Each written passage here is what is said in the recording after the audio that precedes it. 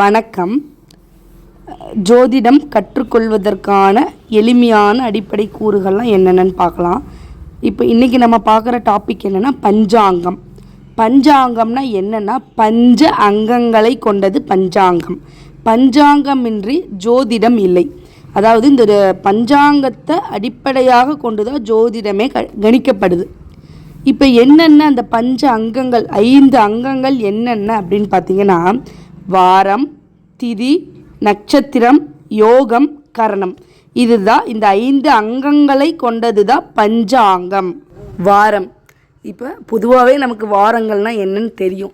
ஞாயிறு, திங்கள், செவ்வாய், புதன், வியாழன், வெள்ளி, சனி, இதுதான் வாரம்.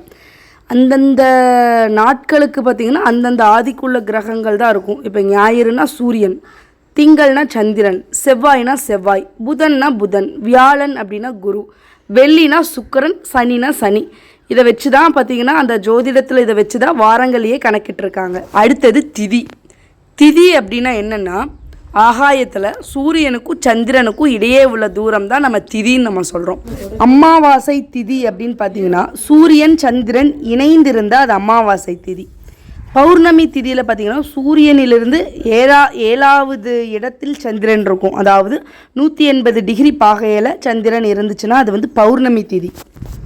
நான் இப்போ சொன்னது அமாவாசை பௌர்ணமி திதியை நம்ம ஜாதக கட்டத்தில் இப்படி தான் குறிப்பிடணும். இப்போ பார்த்தீங்கன்னா சூரியனும் சந்திரனும் இணைந்திருக்கா, இப்படி இருந்தாலே அவங்க அமாவாசை திதியில் பிறந்திருக்காங்கன்னு அர்த்தம். அடுத்ததாக பார்த்திங்கன்னா பௌர்ணமினா சூரியனிலிருந்து 7வது இடத்துல சந்திரன், அதாவது 180 டிகிரியில் இருந்துச்சுன்னா அது பௌர்ணமி திதி. இப்போது சூரியனிலிருந்து ஒவ்வொரு நாளும் சந்திரன் எவ்வளோ தூரம் விலகி செல்லுது அதை நம்ம மையமாக கொண்டு தான் திதிகள் கணக்கிடப்படுது. இப்போ ஃபஸ்ட்டு பார்த்திங்கன்னா வளர்பிறை, அமாவாசைக்கு அடுத்து வர திதிகள் எல்லாமே வளர்பிறை திதிகள், அதாவது சுக்லபக்ஷம் அப்படின்னு சொல்கிறோம். இப்போ பார்த்திங்கன்னா அமாவாசை முடிஞ்சவொடனே பிரதமை, அடுத்தது த்விதியை, திருதியை, 4வது திதி சதுர்த்தி, 5 நம்ம எண்ணிலே இருக்குது. 5வது திதி, அதாவது அமாவாசை முடிஞ்சு 5வது திதி, 5னா பஞ்சம்னு சொல்லுவோமா, பஞ்சமி.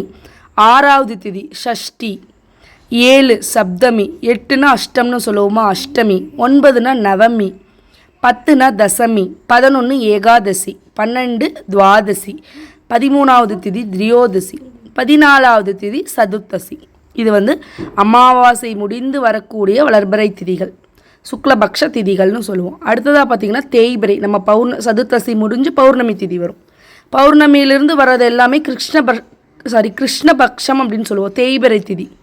அதே எல்லாமே வரும். பிரதமை, த்விதியை, திருதியை, சதுர்த்தி, பஞ்சமி, ஷஷ்டி, சப்தமி, அஷ்டமி, 9னா நவமி, தசமி, ஏகாதசி, துவாதசி, திரியோதசி, சதுர்த்தசி. இது தேய்பிறை திதிகள், அதாவது பௌர்ணமி முடிந்து வரக்கூடிய திதிகள் தேய்பிறை திதிகள்னு சொல்லுவோம், அதாவது கிருஷ்ணபக்ஷம் அப்படின்னு சொல்லுவோம்.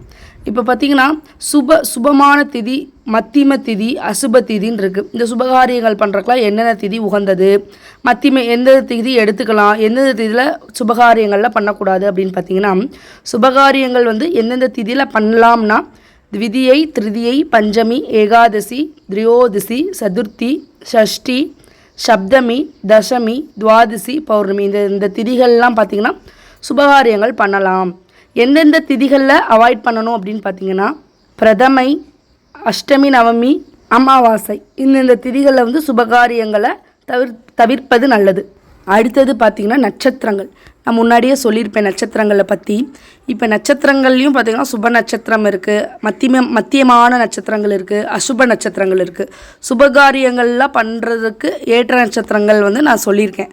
அஸ்வினி, ரோஹிணி, ஹஸ்தம், அனுஷம், மூலம், திருவோணம், உத்திரட்டாதி, ரேவதி, பரணி, மிருகஸ்ரீஷம், ஆயில்யம், மகம், பூரம், உத்திரம், சுவாதி, கேட்டை, பூராடம், உத்ராடம், அவிட்டம், சதயம். இந்த நட்சத்திரங்கள் எல்லாம் சுபகாரியங்கள் பண்ணுறதுக்கு ஏற்ற நட்சத்திரங்கள். அடுத்தது அசுப நட்சத்திரங்கள் நம்ம என்னென்ன சொல்கிறோம் அப்படின்னு பார்த்திங்கன்னா கிருத்திகை, திருவாதிரை, புனர்பூசம், சித்திரை, விசாகம், பூரட்டாதி. இதெல்லாம் சுபகாரியங்கள் நடத்துவதற்கு ஏற்ற நட்சத்திரங்கள் இல்லை அப்படின்னு நம்ம சொல்லுவோம். அடுத்ததாக நம்ம பார்க்கக்கூடிய தலைப்பு ராசி மண்டலம். இப்போ இது ரொம்ப முக்கியமாக தெரிஞ்சு கொள்ளக்கூடிய ஒரு விஷயம். இப்போது மேச ராசி அப்படின்னு எடுத்துட்டோம்னா அதில் ஒரு ராசியில் 9 நட்சத்திர பாதங்கள் இருக்குது. ஒரு நட்சத்திர பாதத்திற்கு 3 டிகிரி 20 விகிலை அப்படின்னு நம்ம சொல்லுவோம். அது ஒரு கால்குலேஷன் தான். இப்போ பார்த்திங்கன்னா மேச ராசியில் அஸ்வினி 1 2 3 4 பாதங்கள் இருக்கும். பரணி 1 2 3 4 பாதங்கள் இருக்கும். கிருத்திகை 1ஆம் பாதம் இருக்கும். அடுத்து ரிஷபத்தில் கிருத்திகை 2 3 4 இருக்கும். இந்த மாதிரி தான் நம்ம மேஷம்லேருந்து மீனம் வரைக்கும் இந்த மாதிரி தான் நட்சத்திர பாதங்கள் இருக்கும். அடுத்ததாக பார்த்திங்கன்னா 9 நட்சத்திர பாதங்கள் இருக்கும். ஒவ்வொரு ராசியிலும் 9 நட்சத்திர பாதங்கள் இருக்கும். ஒரு நட்சத்திர பாதம் அதோட அளவு அப்படின்னு பார்த்திங்கன்னா 3 பாகை 20 கலை. அதாவது டிகிரின்னு கொடுத்துருக்கேன் பார்த்திங்களா, அது பாகை, மேலே டேஷ் மாதிரி போட்டிருக்கிறது கலை. 3 டிகிரி 20 பாகை. இப்போ இந்த கால்குலேஷன் டீட்டெயில்ஸ் எல்லாமே நான் இன்னொரு வீடியோவில் தெளிவாக சொல்கிறேன். இப்போ நம்ம நெக்ஸ்ட்டு என்னென்னு பார்ப்போம். அடுத்ததாக பார்த்திங்கன்னா யோகங்கள் அப்படின்னு பார்த்திங்கன்னா 27 யோகங்கள் இருக்குது. சூரியன் சந்திரனோட மொத்த தூரம் தான் நம்ம யோகம்னு சொல்கிறோம். சூரியனிலிருந்து சந்திரனுக்கு இடையே இருக்க மொத்த தூரம் யோகம் அப்படின்னு சொல்கிறோம். என்னென்ன யோகங்கள் இருக்குது அப்படின்னு பார்த்திங்கன்னா விஸ்வகம்பம், பிரீத்தி, ஆயுஷ்மான், சௌபாக்கியம், சோபனம், அதிகண்டம், சுகர்மம், திருதி, சூலம், கண்டம், விருத்தி, துருவம், வியாகாதம், ஹர்ஷனம், வஜ்ரம், சித்தி, வியத்பாதம், வரியான், பரீகம், சிவம், சித்தம், சாத்தியம், சுபம், சுப்ரூம், பிராமியம், ஐந்திரம், வைத்திருதி. இதெல்லாமே பார்த்திங்கன்னா 27 யோகங்கள். யோகங்கள்லேயும் பார்த்திங்கன்னா சுபயோகம், அசுபயோகம் அப்படின்னு நான் தனித்தனியாக குறிப்பிட்டிருக்கேன். அது நம்ம சுபகாரியங்களுக்கு சுபயோகம் பார்ப்பது நல்லது. இந்த மாதிரி சுபகாரியங்களுக்கு இந்த அசுப யோகம் இருந்தால் அது அதில் கொஞ்சம் தடை தாமதங்கள்லாம் ஏற்படுறதுனால சுபயோகத்தில் பார்த்து செய்வது நல்லது. அடுத்தது பார்த்திங்கன்னா கரணம் அப்படின்னு பார்த்திங்கன்னா 11 வகை இருக்குது. பவம், பாழவம், கௌளவம், தைத்துளை, கரசை, வணிசை, பத்ரை, ஷகுனி, சதுஷ்பாதம், நாகவம், கிமிஸ்துக்கணம் அப்படின்னு சொல்லிட்டு 11 வகை இருக்குது. அதுலேயும் பார்த்திங்கன்னா சுபகரணம், அசுபகரணம் அப்படின்னு நம்ம சொல்லியிருக்கோம். அடுத்ததான் மேலும் நம்ம என்னென்னலாம் தெரிஞ்சுக்கணும் இந்த அடிப்படையில் அப்படின்னு பார்த்தீங்கன்னா ஓரைகள் பார்ப்போம். இந்த ஓரைகள் அப்படின்னு பார்த்துட்டா சூரியன் ஓரை, சுக்கிரன் ஓரை, புதன் ஓரை, சனி ஓரை, சந்திரன் ஓரை, குரு ஓரை, செவ்வாய் ஓரை அப்படின்ட்டு ஓரைகள் இருக்குது. அதில் பார்த்திங்கன்னா அதுலேயும் பார்த்திங்கன்னா சுப ஓரைகள் ஒரு காரியம் செய்கிறதுக்கு பார்த்திங்கன்னா சுப ஓரைகளை பார்த்துட்டு செஞ்சால் நல்லது. ஏதாவது பிரயாணம்லாம் மேற்கொண்டால் நல்ல ஓரை இருக்கான்னு பார்க்கலாம். அந்த மாதிரி இப்போ நம்ம ஜாதத்துக்கு ஜோசியமே ஜாதகம் பார்க்க வரோன்னு வச்சுக்கோங்களேன். அவங்க என்ன டைமில் வந்திருக்காங்க, அது எந்த ஓரையில் இருக்குது, எந்த கிரகம் இப்போ சுக்கிர ஓரையா செவ்வாய் ஓரையா அதை பார்த்து கூட நம்ம பலன் சொல்லலாம். அந்த மாதிரி சுப ஓரை இருக்குது, அசுப ஓரை இருக்குது. சுப ஓரைகள் என்னென்ன அப்படின்னு பார்த்தீங்கன்னா சந்திரன், புதன், குரு, சுக்கிரன் சுப ஓரை.